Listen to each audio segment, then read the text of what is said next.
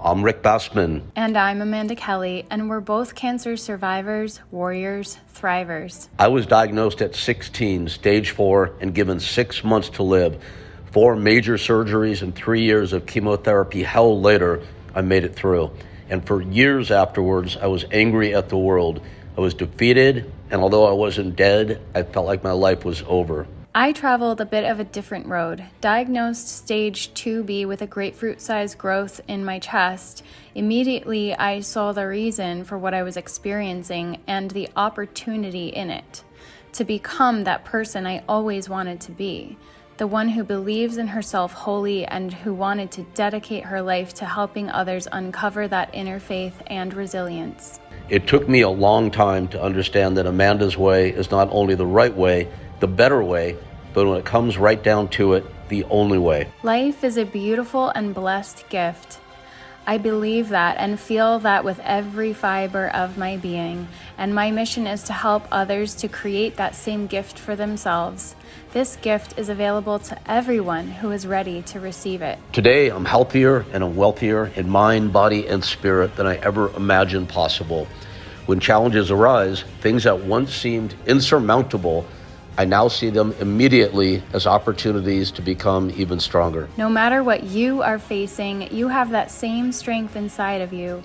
Together, as the Cancer Warriors, we are here to lend whatever wisdom and experience we can. To see your challenge as an opportunity, no matter what you're facing. No matter how impossible it may seem, to help guide you to go From surviving to thriving. Please join Rick Bassman and Amanda Kelly for a new episode of the Cancer Warriors podcast every Friday right here on Podcast One. Also available on Spotify, Apple, Google, and wherever else you get your podcasts.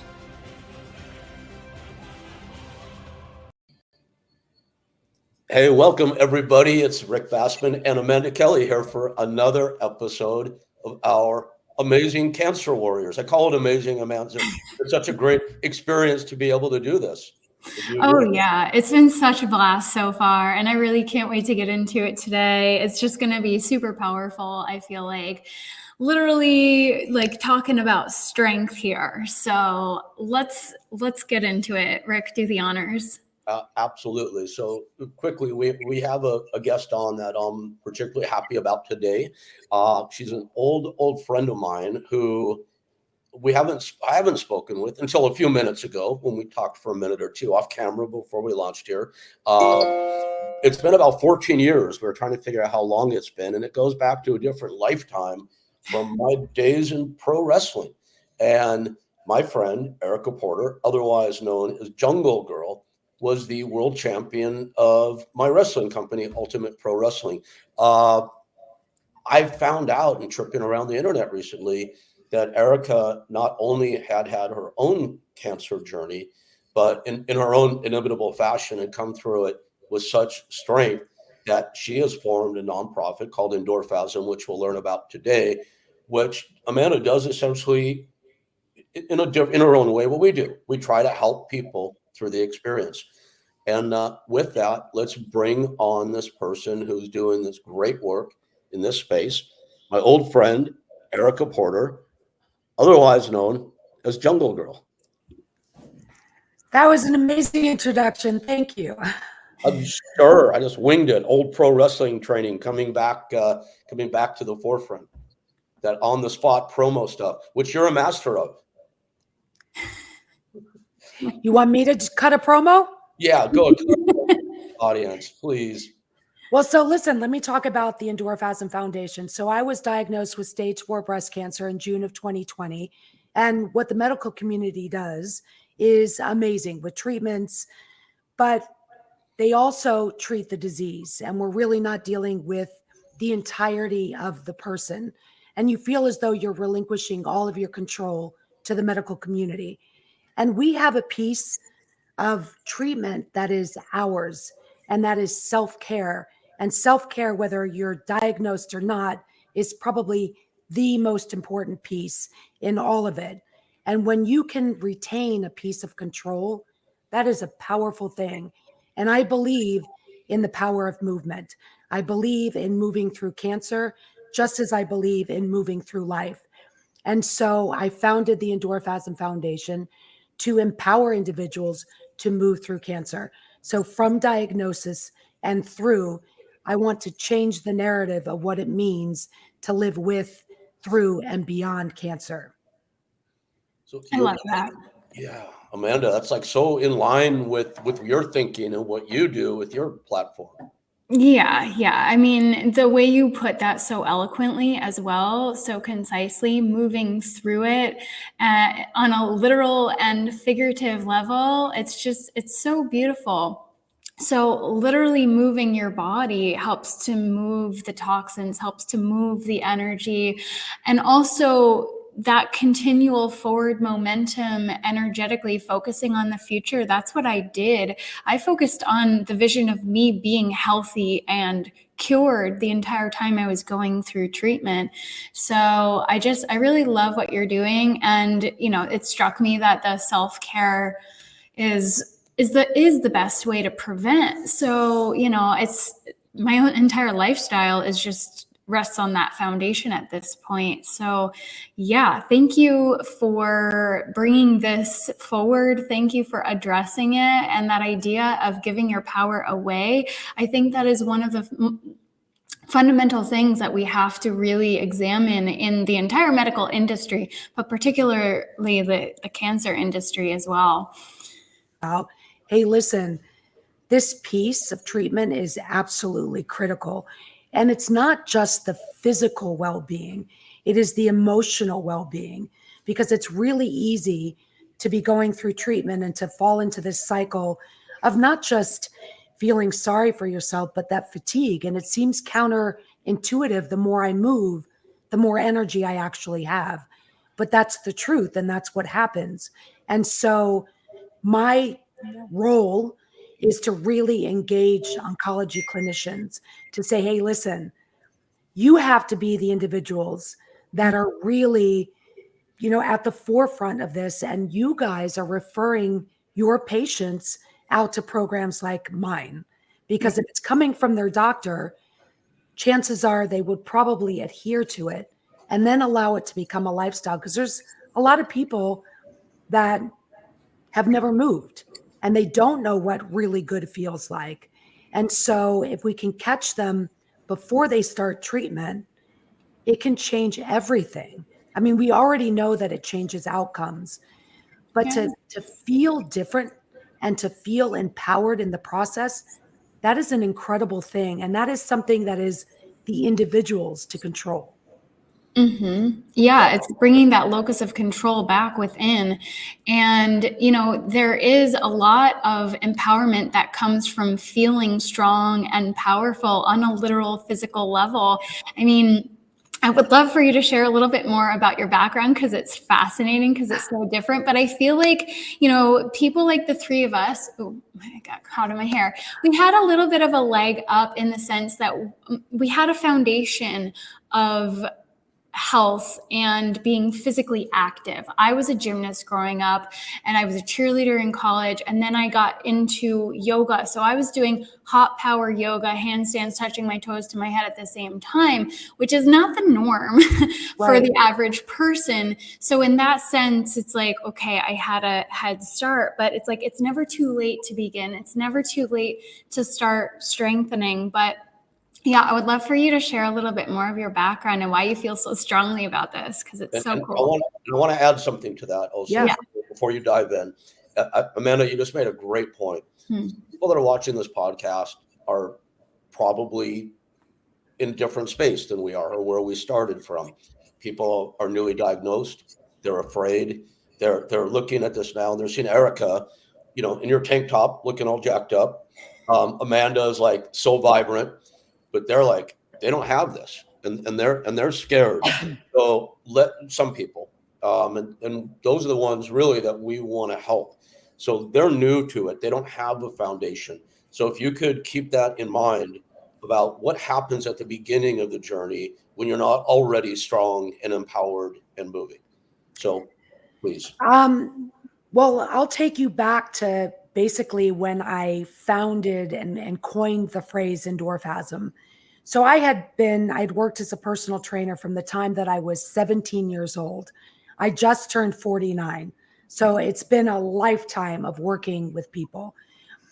But when I was about 24 years old, right before I had gotten into wrestling, I went and I took a group fitness class, and it was the first group fitness class I'd ever taken. And I went home and I was telling my now husband, who was my boyfriend then, I said, you will never believe, like, I don't know what I felt, but what I felt was this powerful, like amazing. It was, and I just kept like spewing out these words about what I realized that my body was capable of doing. I thought I was in shape, but this was like, it took it to a whole nother level. But not only that, it was the first time as a young adult woman, I was 24 years old, where I didn't think about what my body looked like. I didn't think about what I needed to cook. I didn't think about anything other than in that moment, how powerful I felt. And so it was weeks later, and we were driving to Big Bear Mountain to go skiing. And I was like, an endorphasm. So he says to me, what? I said, an endorphasm. That is what I experienced in that class. And that's what I want people to experience every day for the rest of their lives. And I want to feel that. And so we ended up defining it. And it's defined as the moment during movement that you feel all things are possible. So it took away what movement was, what the fitness industry has made it, which is aesthetic. I do this, I look like this. And it changed it to the power of the feeling and the feeling of the power about how movement makes you feel.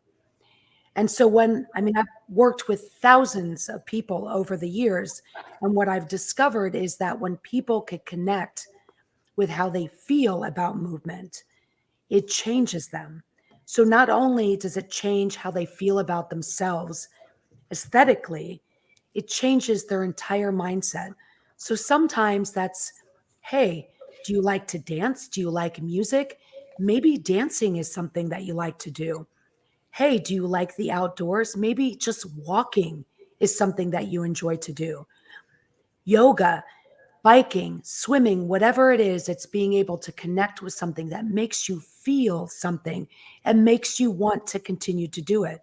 So when people start out and they feel like, oh, well, I don't look like you, or I haven't been moving my entire life, say we move every single day. When you get out of a chair, that's a squat. When you get out and you get up and down, you're squatting and you don't even know it.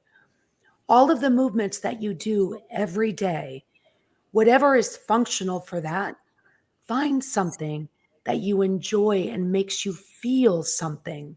And so that's the power in it, is that movement is accessible for everyone. It's different for everyone. And when you can connect to a feeling, it starts to change your entire life.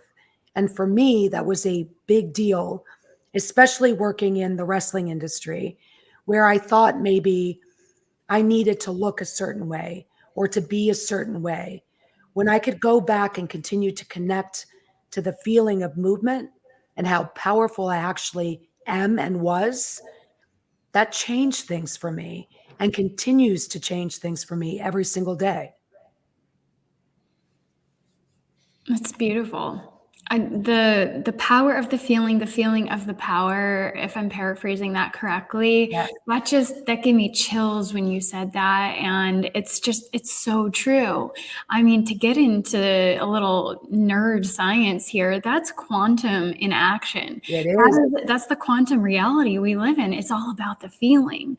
So It's vibration. yeah. Right? It is that vibration. And and I think the fitness industry has really done people a disservice because they feel as though fitness is one thing. Like they put it in this box and they've categorized it between the dieting industry and the fitness industry. They've categorized it in this way where it's not for everybody almost, right? Or I need to look this way. And I'm like, listen, we all come in different shapes and sizes and colors. And movement is just the human body was designed to move.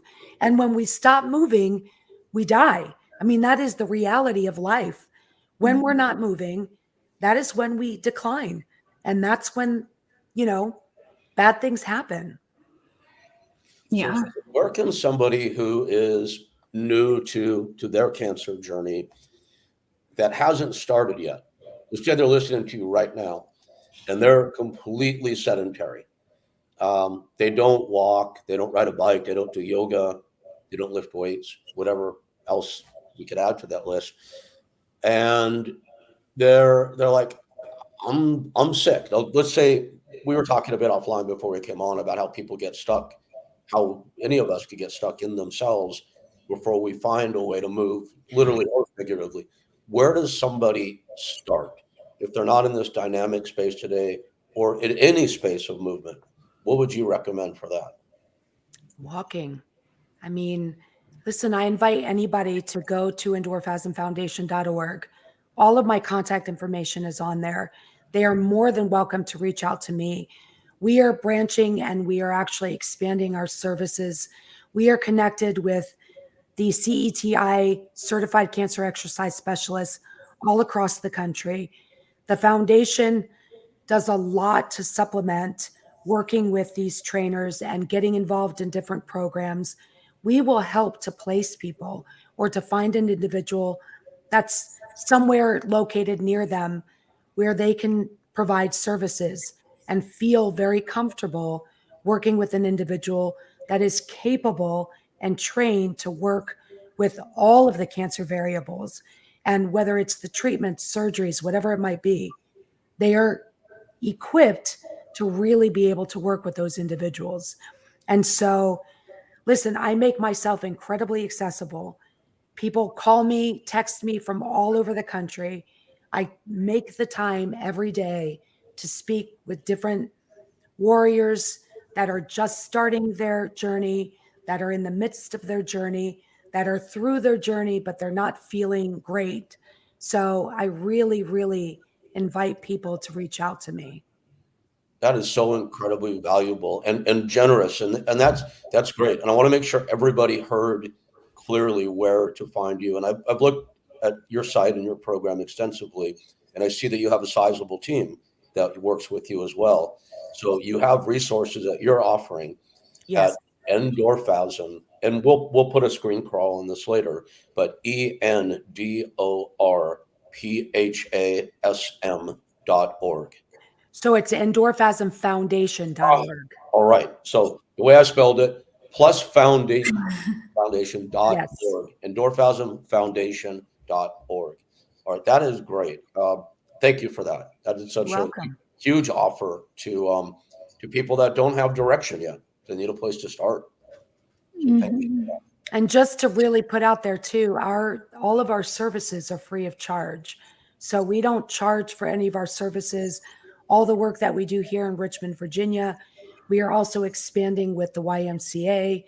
So everything that we do is we don't want we don't want money to be an obstacle as to why people can't get started.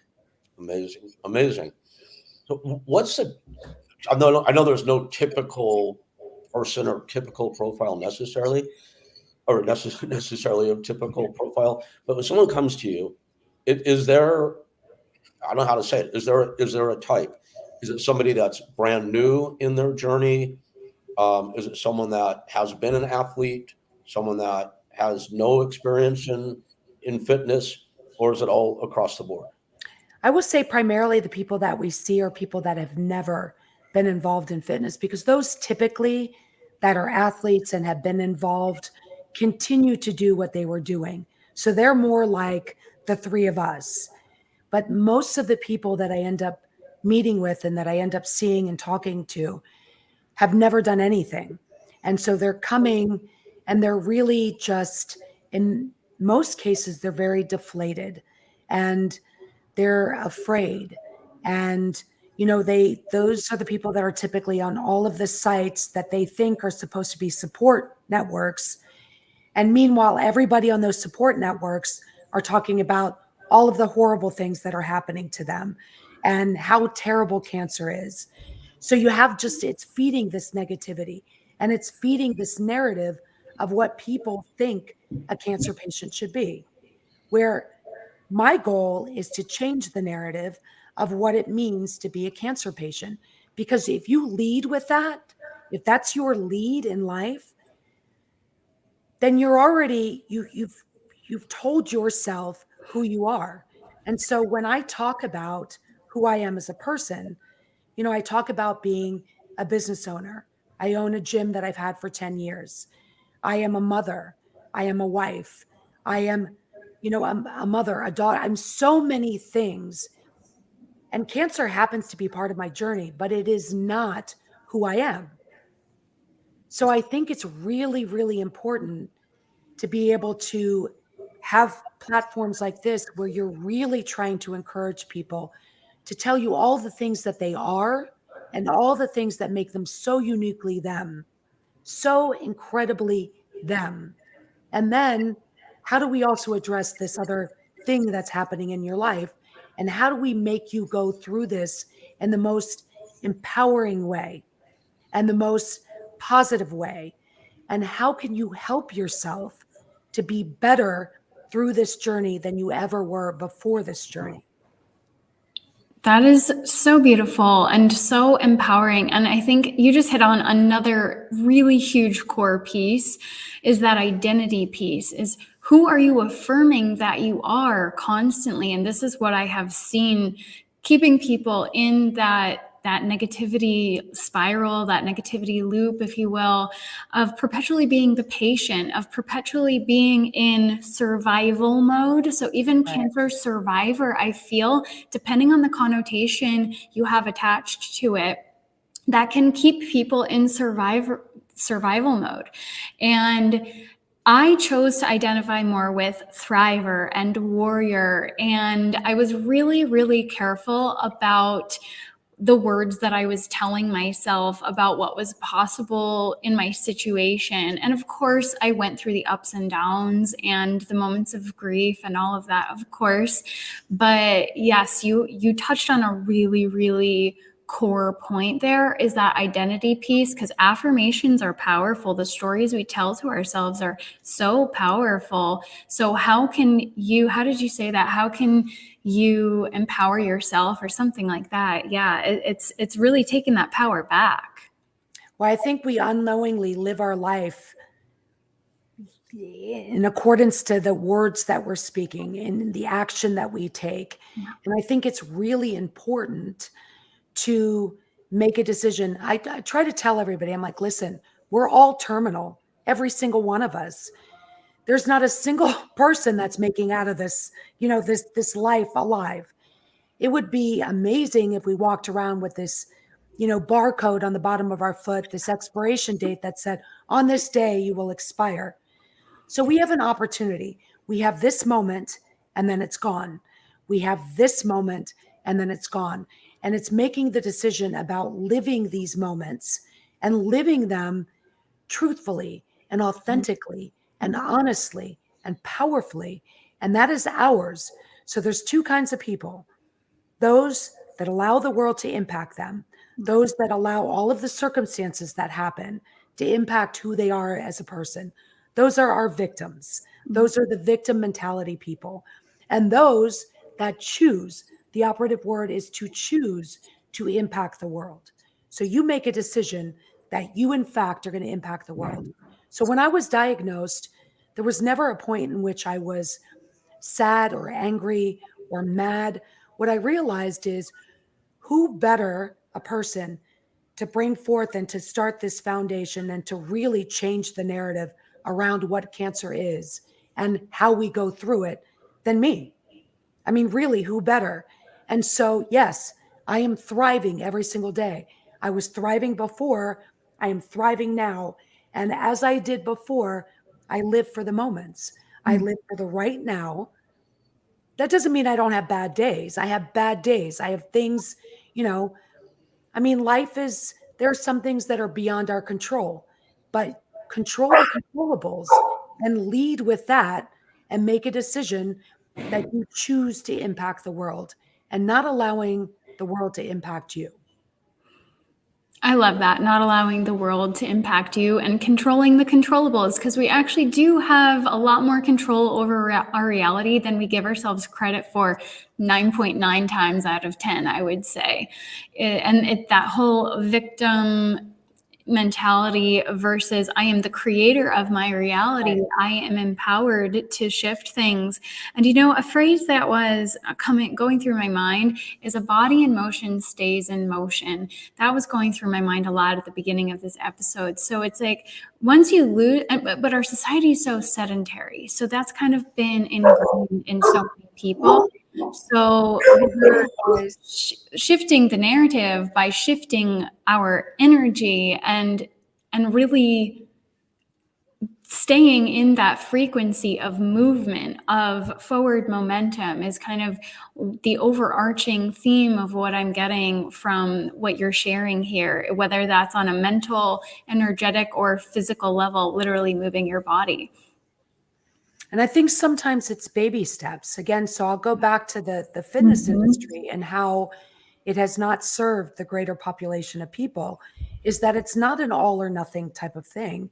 It is one step forward. Sometimes for people, I've gone to people's houses and I'm like, listen, let's just walk to the mailbox today. Let's just do that. And that is a success. That is just appreciating, did you walk to the mailbox yesterday? No. Well, then we're ahead of the game. It's baby steps. Every single person, they crawled before they walked.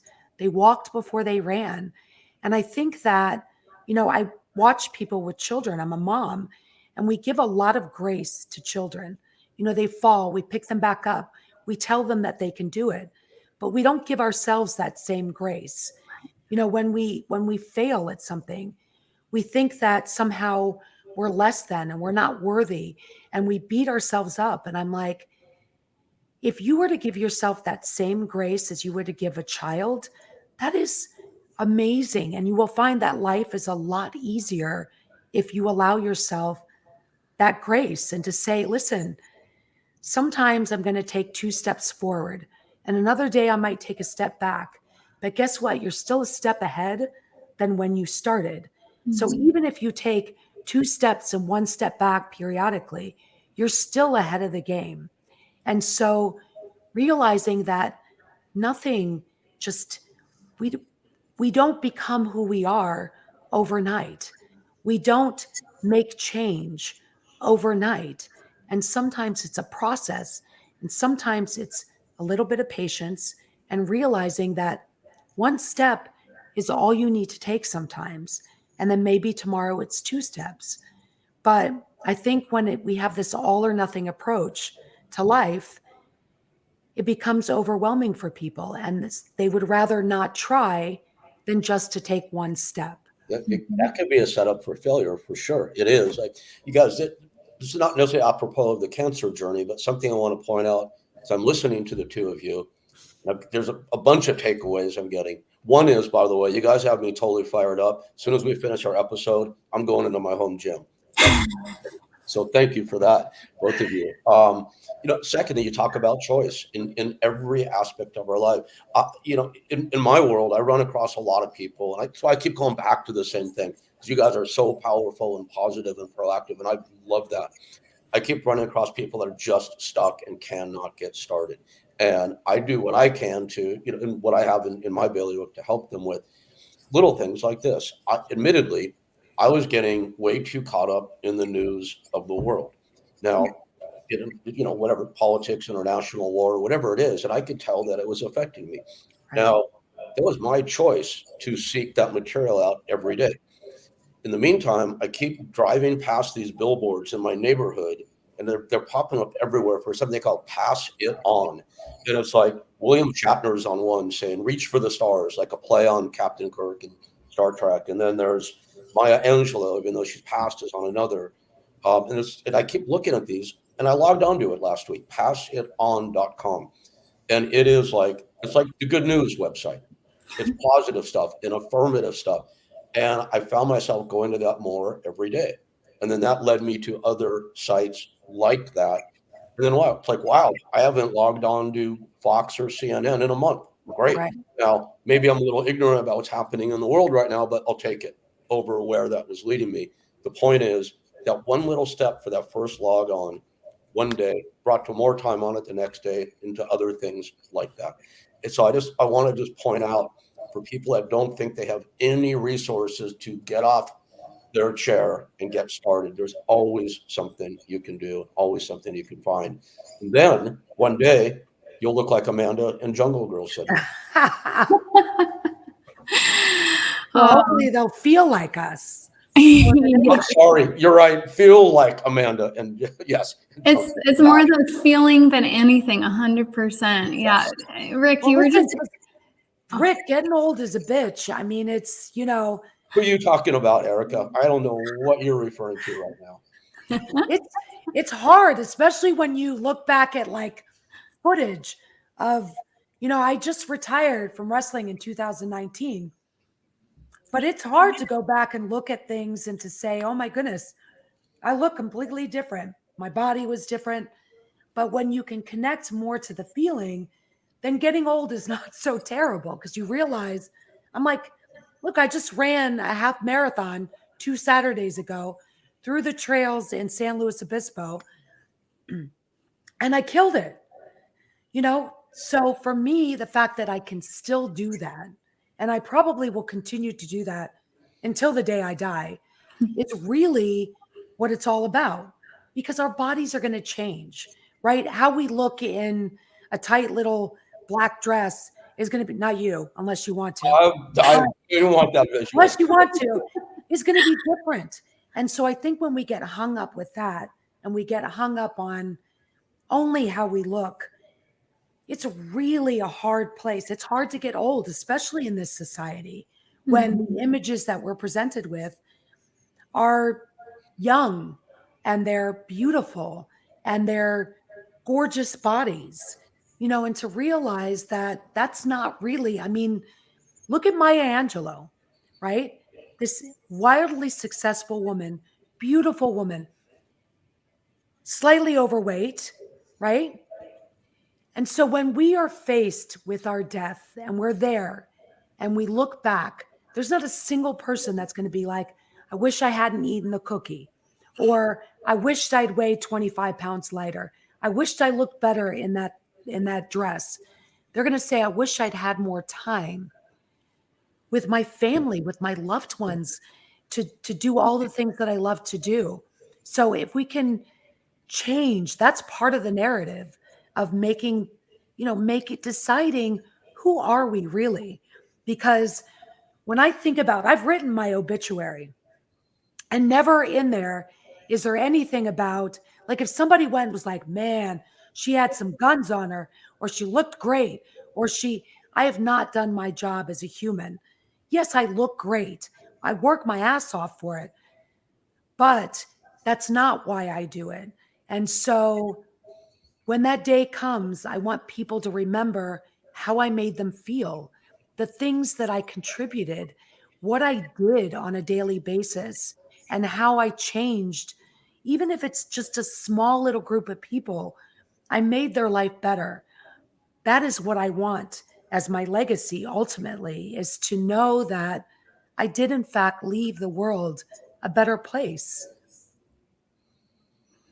Yeah, it's so beautiful. I mean, what you're saying there is really coming back to the feeling and spreading love and joy and impacting people. And how do you do that is you feel the love yourself, you feel the joy yourself. So, it just it all comes full circle together. When we start to take care of our physical vessel, everything in our life begins to improve. What Rick was talking about also was this kind of downward spiral that the news cycle can bring us into versus an upward spiral of positivity, of expansion, of more love and joy and laughter and play and possibility and opportunity.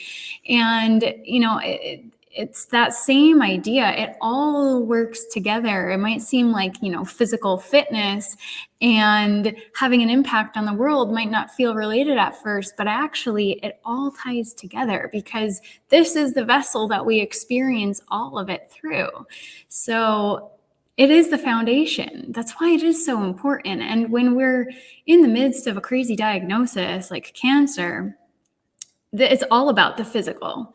It's not all about the physical on the healing sense, but it is about getting into those baseline layers of how are you taking care of your body and how are you moving your body, because down to the cellular level, everything is constantly moving.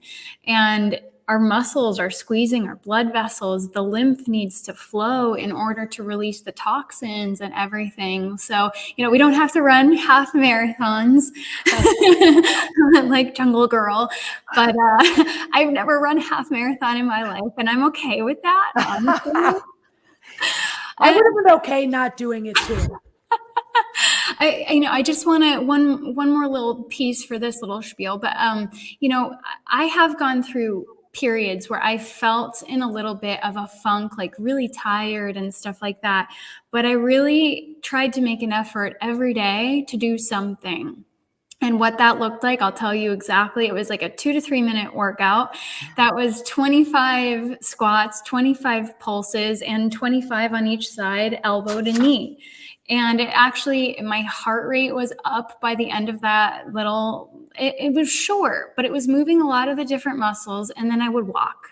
I would walk every day. And for some people, it may take a while to get up to those like elbow to knee things, but start somewhere, start small, do something. It doesn't have to be some intense HIIT workout or a 5-kilometer run every day or anything like that.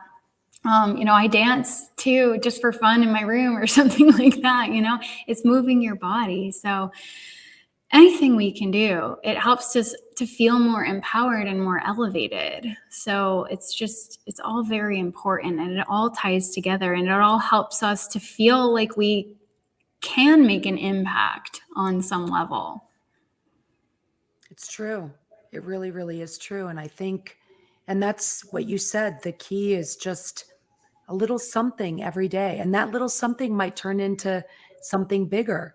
Yeah. But it's, I always say, I'm like, I think that we're worth it. You're worth it.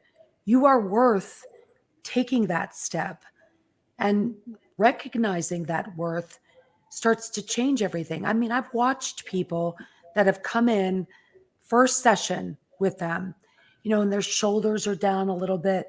You can see how they feel about themselves. And when they walk out, sometimes it's 30 minutes later, sometimes it's 45 or an hour. Their chest is tall, their shoulders are back, their chin is up. There is something transformative about connecting with yourself in that way that really changes people. I mean, even from just in my gym, I have people that, were in one particular career path, and they came in and they started doing the workouts that we do. And what they realized was they were capable of so much more than they had given themselves credit for.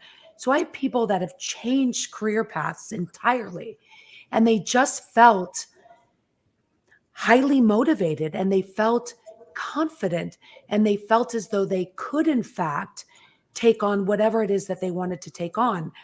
And so, I've seen it in every kind of microcosm, how movement is transformative. So not just transforming the sick into health, but it's transformed, people to realizing that all things are in fact possible. And Erica, it's pretty great. I love everything about that so much. Someone comes in day one with you, they have the dreaded C word, they have cancer, and years later, months later, whatever it might be, there's a whole new life. And it's like, I look back now, and I would never want to relive my 3 years that I fought this disease. It was not the greatest experience of my lifetime. But I look back now, and in retrospect, there are for many reasons, I'm grateful that I had it. It led me to getting to spend this amazing hour with you two fine people. There's always something greater at the end of what we're experiencing now. And you have this foundation you set up for people that are at the beginning, and you're offering it for free, which I think is incredible. I have to ask, change the direction a little bit, but for a moment, if you wouldn't mind, how are you able to do that? Obviously, So, yes, uh, go ahead. yes. So I have about 7 years ago, I had started this. It wasn't a nonprofit at the time. It was just so the gym, we collectively got together and we did what was called burpees for boobs. So my husband was working for the fire department at the time, and he had come home one day and he was sitting at the table and he's like, "You know what I'd like to do?" I said, "What would you like to do?" He goes, "I'd like to turn the lights off." And I said, "Oh, really?" And he goes, "And put some heavy metal music on." I was like, "Huh?" And he goes, "And do 500 burpees in under an hour." And I was like, "Are you insane?" I said, "I'm going to need you to repeat that again." So he had worked like 2 back-to-back shifts, which are 24-hour shifts. And so I recorded him and I put it on social media. And everybody was like, "Hell yeah, we'll do that." And I'm like, "You all are crazier than Carlo is." So I put this out there. And so I said, "Okay, we're not just going to do this stupid, crazy thing. We're not going to just do 500 burpees in under an hour with the lights off and some heavy metal music playing in the background. We're going to do it for a reason." So we connected with one of the cancer centers here in Richmond, Virginia, VCU Massey Cancer Center. And we said, "Listen, we would like to raise money for your cancer center."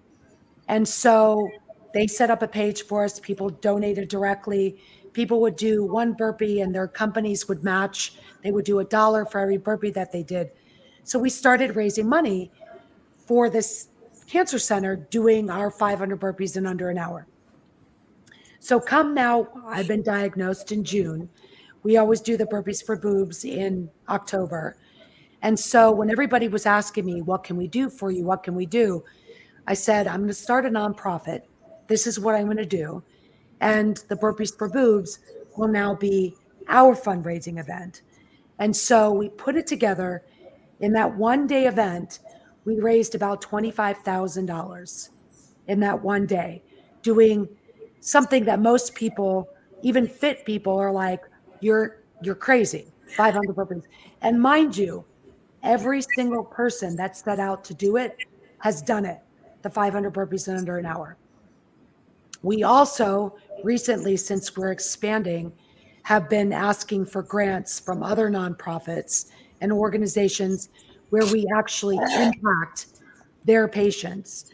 So some of the cancer centers and different organizations that give to nonprofits, a lot of times things go towards research, but I'm like, this is something that impacts patients right now. Now. So not something 5 years or 10 years. And research is amazing and we need it. And it changes the cancer journey for many people. But it's been really, people have been receptive, organizations have been receptive. And so we're very forthcoming in how we utilize our funds. And I mean, that's really the way that we're able to keep it operational.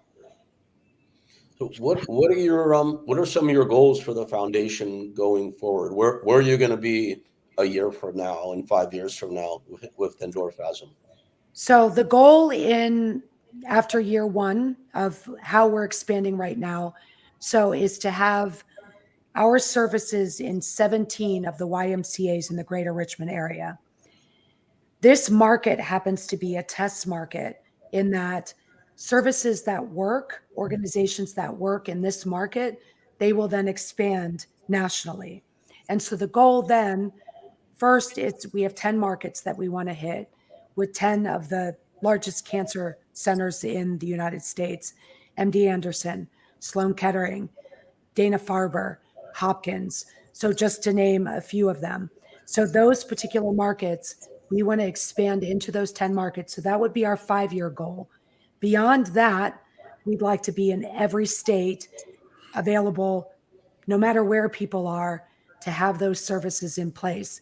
Each one of those locations has, the goal would be to have 2 certified cancer exercise specialists so that they're onboarding patients directly from the oncology offices, and then also working with them one-on-one, and then integrating them into group fitness, because group fitness is really where there becomes accountability and people start to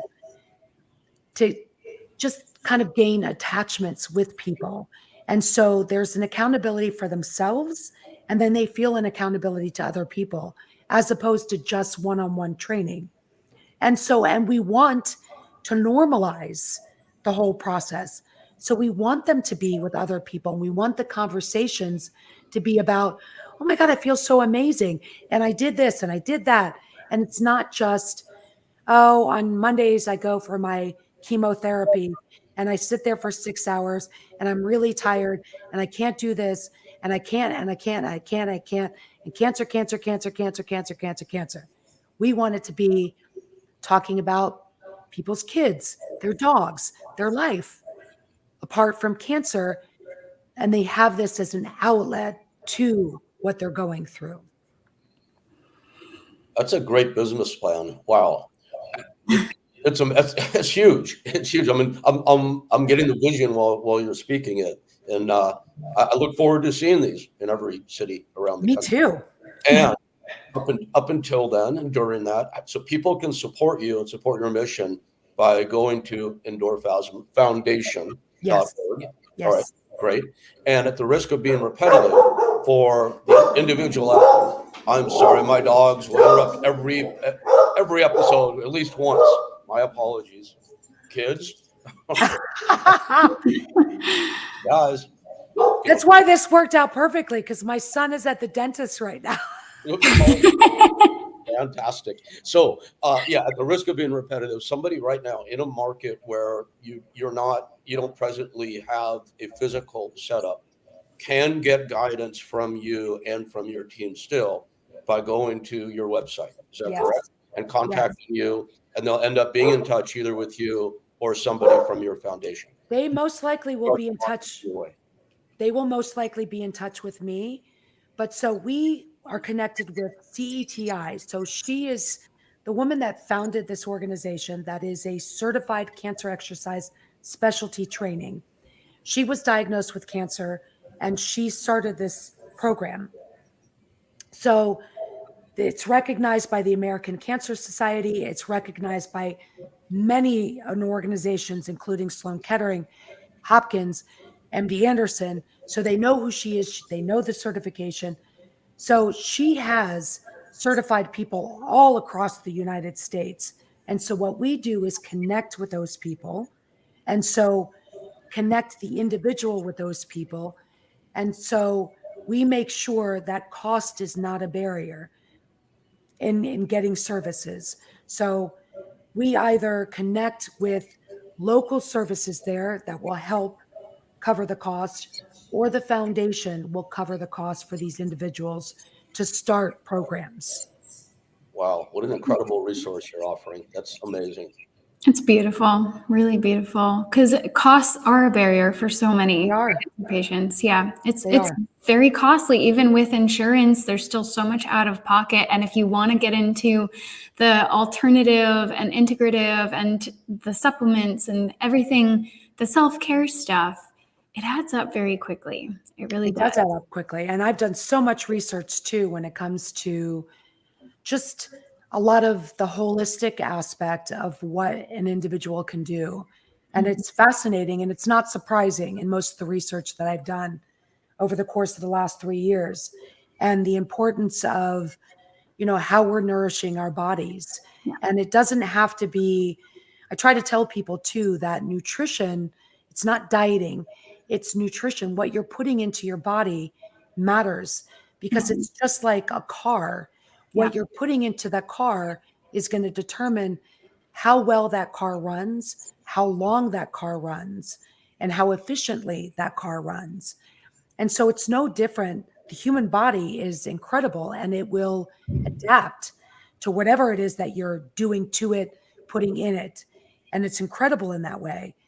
But when you can understand the difference of what okay feels like, good feels like, and really good feels like, it's life changing. It is life altering. And so, in most cases, when you're talking about, I mean, there's a lot of different, I think, schools of thought as far as what a cancer individual should be consuming.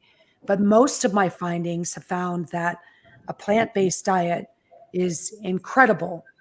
And a plant-based diet doesn't have to be expensive, and it doesn't have to be organic, and it doesn't have to be, and I tell people, I'm like, listen, buying a pound of beans is a lot cheaper than buying a pound of meat, like truly.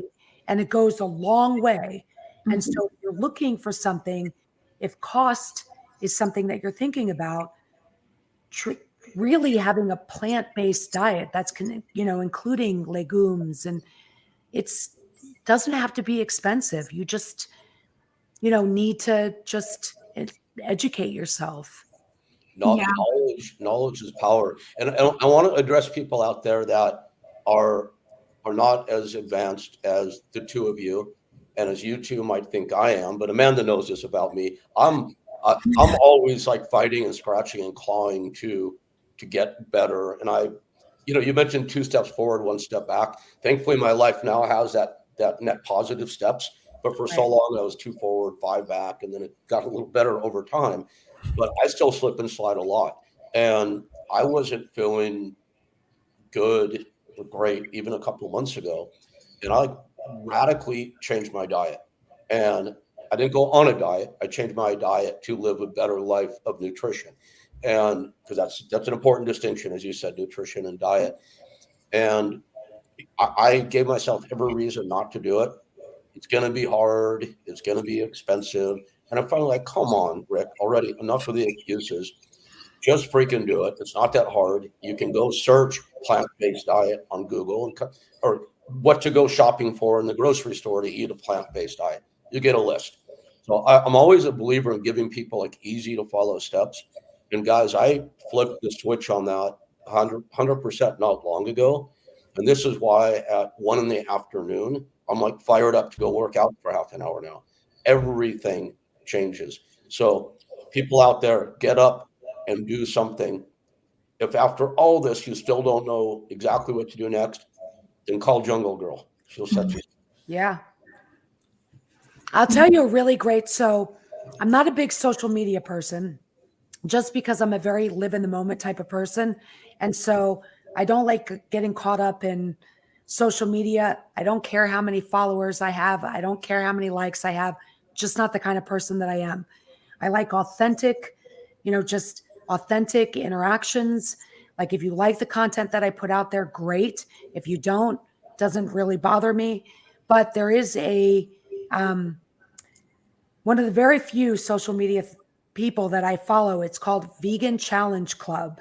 And so it's all these super simple recipes on vegan eating. And it's, they always have like every day, I'm like, oh my God, I'm going to make that. I'm going to make that. I'm going to make that. So it's really, it's cool. Sometimes, you can find some really good content, but I really like theirs, veganchallenge.com or Vegan Challenge Group or something like that. It's called. Yeah, I'll just add, last night I just had the most delicious creamy mushroom vegan soup. It was absurdly delicious. It was like, how is this not the regular creamy mushroom? And it was made with cashews. Yes. Yeah, it was fabulous, like delicious. I was like, give me more. I make nacho cheese with cashews. Oh my God. Yes. All of it. Oh my gosh, you can make the best cheesy type sauces. I love it. Yeah, you can get so creative with the vegan dishes. And I went raw vegan for a while leading up to treatment. And I'll also just add, like, changing your diet, like people have so much attachment to it. being strict or whatever, it doesn't have to last forever, but your body really wants a reset when you're in a healing crisis. And to get back to that car analogy, I love that one. I have used it in the past. It's like people treat their cars better than they treat themselves as far as the fuel that they're feeding themselves. It's like, are you gonna put sewage in your gas tank for it to run? And that's kind of the equivalent of what junk and processed food is in our country. And we have to realize that the nutrients are the building blocks for our cells, and things will begin to break down if we don't have enough nutrients in our diet. So nutrient density. So, one way to do it is to think about what can you add before you think about what you can take away. And that's also going to fuel muscle building, muscle creation as you move your body. So there's plenty of ways to get protein as a vegan as well. You have to be a little mindful about the variety, but it's not that hard. People have done the work already out there. Like I this. show you guys something. Here's why I was bouncing around and being rude. Okay. Which I couldn't find. Can you see that? So that's what I made for dinner last night. There's a lot of green for people listening on audio. Sorry. Oh yeah. Well, I'm going to describe it. I am first qualifier. I am not a chef. I'm not even like a line cook. That looks pretty good. Yeah. Oh my God. All right. So first of all, here's what it is for the audio portion. It is, and everything was organic, which is not necessary, as you said, but tofu, green beans, broccoli, mushrooms, brown rice. That was the foundation. Yum. What I put on it was I put on the liquid aminos, so you don't need soy sauce, yes. right? Mm-hmm. Pepper. The coconut aminos? No, just a regular liquid Just aminos. liquid amino, okay. That pepper, lemon, and I cooked it in avocado oil. Mm-hmm. Now, this took me months to even get to making this one dinner last night. So I've given myself, this is not to do it. I timed it. This is how lame I am. I timed how long it took me from prep to cooking, including cleanup. 21 minutes top to bottom. Wow. That's not bad, right? That's impressive. I don't know what I spent on this, but I was ordering Uber Eats a lot, $40 average. This is what, maybe $3, $4, maybe. Mm-hmm. And it's the best dinner I've had in months. It's that good. So it's so much easier than those of us who are afraid of getting in the kitchen or maybe changing our shopping habits might think. So easy. Yeah. Yeah. Really good. Really so good. Anyway. It looks really good. Yeah. I like making stuff like that too. I like one pot type things where it's like everything is in one dish and it's really simple and it's smart. I started even growing my own mushrooms. So Cool. I bought a mushroom kit and it's pretty amazing. That's great. A mushroom kit. That's awesome. Really cool. So our hour has flown by here. Oh my goodness. Yeah. I want to push us toward a wrap up by putting Jungle Grrrl on the spot here. So Amanda knows that we do this thing, we ask people to come up with an off the cuff elevator pitch, but let's say we're back in promo class here for a minute. All right. In pro wrestling, we cut promos. So Erica, Jungle Grrrl, you're in front of a room of people that are freshly diagnosed, that don't know where the F to start. You got them for 60 seconds. What do you tell them? Wow. What do I tell them? Cancer is something that happened to you, but it is not who you are. And you do not have to relinquish all of your control. You retain an important piece, a critical piece in your journey, in your health, and that is self-care. And movement is powerful. It changes us. It will change you. I encourage you to just take 2 steps forward every day and to empower yourself to move through cancer, which ultimately is going to help you move through life. Awesome. You get an A in promo class for the day.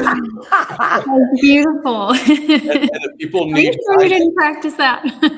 if people need guidance to get started, they can go visit you at endorphasmfoundation.org. They can also check out the wisdom of Amanda Kelly at thisartcalledlife.com. Great resource. Amazing seeing you. So good to see you. And It's so great to see you, Rick. You really do. You look fantastic. I'm thank you. hopeful that things are really, really great for you. Yeah. You're not in California anymore? No, actually, I just moved back to California a year ago. I was my dogs and I were living on Maui for 5 years. Wow. Yeah, who in their right mind moves from Hawaii to California, right? But you had a bit of a very positive late career resurgence. It's all entertainment industry related, so it was time to come on back because I was making like 2 to 3 trips a month from Hawaii to LA.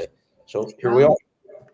Rick, Everything. I'm happy that you are living your truth and your authentic self, and you know the light is shining. Oh well, thank you. That's my ring light you see mixed with blush, but it's all right. Thank you. Yes, with the blushing on top of it. Yes, thank you, Erica. So great to see you. It's so cool watching the two of you interact. You're so different, very different, the two of you, yet so much core positive similarities also. So great. Yeah, Amanda, you're very cool. Watching. Oh, thank you. You too, Jungle Grrrl. No, seriously, it was such a pleasure. Such a beautiful conversation. Thank you so much for joining us and everything that you're Thank doing. you. The pleasure was all mine. Thank you. Let's be in touch, my friend. Please. Signing off for myself and for Amanda Kelly and for Erica Porter, Jungle Grrrl, on this episode of the Cancer Warriors. Bye all. Bye. Take care. Bye. Thanks. Good stuff, everybody. All right. I keep trying to end the recording, Amanda. I can't end it. Onward and upward in love and light. That's why it didn't end, because I didn't say that yet. Oh, is that your rap line? Well, I'll tell you what. So, Devin, please cut out this last 30 seconds of bantering and then add the following. Onward and upward in love and light. And we will see you all in the next episode. Thank you so much, and sending you all so much love.